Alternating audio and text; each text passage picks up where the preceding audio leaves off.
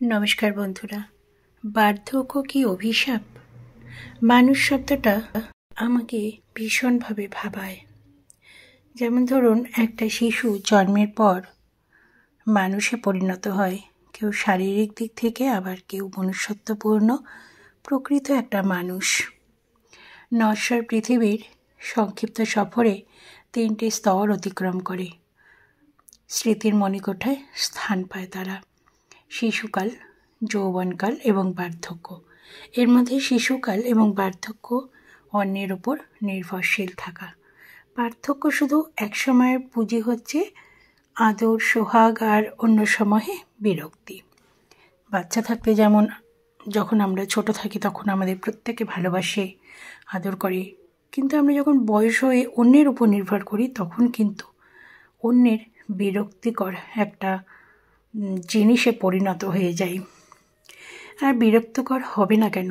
বয়সের ভারে নুয়ে পড়া মানুষটাকে বহন করা যা চারটিখানি ব্যাপার নয়। এর চেয়ে ভালো পড়ে থাক ওই অন্ধকার ঘরের ভাঙা চৌকিতে। সম্প্রতি আমরা খুব পরিমাণ বৃদ্ধাশ্রম দেখতে পাই। তো একজন বৃদ্ধা মহিলা অসুস্থ হয়ে সারা রাত চিৎকার করে। ব্যথা তীব্রতা এতটাই ভয়াবহ হয় যে মৃত্যু কামনা তার নিঃশ্বাসে প্রশ্বাসে। সবসময় সে এটাই ভাবে যে মরে গেলেই হয়তো ভালো হতো। আর যদি সেই বৃদ্ধ বা বৃদ্ধার সঙ্গী বা সঙ্গিনী চিরতরে চলে যান, তাহলে যখন সে একা হয়ে পড়ে তখন তাদের মধ্যে তীব্র একাকিত্ব কাজ করে। সেটা ব্যথার তীব্রতা থেকেও অনেকটা বেশি। একবার ছেলেকে ডাকে, অন্যবার ছেলের বউকে, বা কখনো নাতি নাতনিকে, কখনো মেয়ে জামাইকে, বা পরিবারের অন্য সদস্যদের। মজার কথা হলো যে পরিবারের সকলেই তখন সেই ডাককে উপেক্ষা করে, এমন একটা ভাব করে যেন শুনতেই পাচ্ছে না। বৃদ্ধার আর্তনাদ তাদের মনে বিন্দুমাত্র দয়া সৃষ্টি করে না। বৃদ্ধার জন্য কিসের এত দয়া? প্রায় 1 বছর অসুস্থ, চিকিৎসা করিয়েও লাভ হয়নি। প্রতি রাতে ঘ্যানঘ্যানার চিৎকার, পরিবারে কেউ ঘুমাতে পারে না। বুড়িটা মরে না কেন? সেই জন্য বারবার করে ঠাকুরকে ডাকে, হয় সুস্থ করে দাও, নতুবা নিয়ে নাও। এইসব কথা বলতে থাকে বৃদ্ধ বা বৃদ্ধা।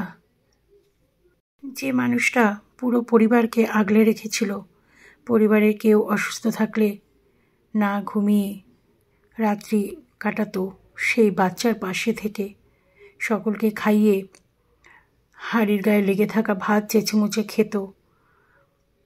পেটা হয়তো খেতে পারত বা খেতে পারতও না। সকলের প্রয়োজন মেটাতে গিয়ে নিজের প্রতি অবহেলা করে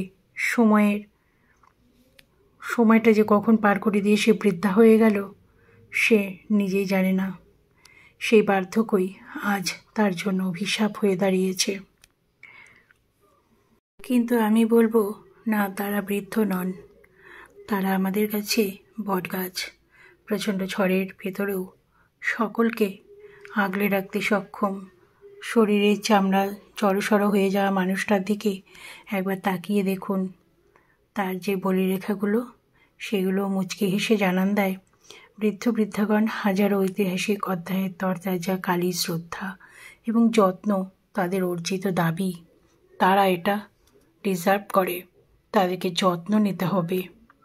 কারণ সেই যত্ন যে তারা আমাদের নিয়েছেন, আমাদের বড় করেছেন, তাই আমরা পারি না তাদেরকে অবহেলা করতে, তাদেরকে ছুঁড়ে ফেলে দিতে। তাই বলি, বৃদ্ধ বা বৃদ্ধা হওয়া অভিশাপ নয়, কারণ এই দিনটা আমাদেরও একদিন আসবে।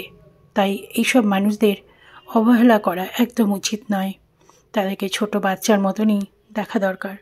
ভাবুন তো, আমরা বাচ্চা বয়সে তারা যদি আমাদেরকে কোনো অনাথ আশ্রমে দিয়ে আসতো, তাহলে আমরা কি করে থাকতাম? তাই বৃদ্ধ বৃদ্ধা হলে তাদেরকে বৃদ্ধাশ্রমে না দিয়ে সবসময় ভালোবাসা দিয়ে নিজের কাছেই রাখবেন। দেখবেন তারা অবুঝ নয়, তারা সব বোঝে। সবাই ভালো থাকবেন, সুস্থ থাকবেন। যত পারবেন বৃদ্ধ বৃদ্ধাদের আগলে রাখার চেষ্টা করবেন। তারা যে আমাদের সম্পদ। সবাই ভালো থাকুন।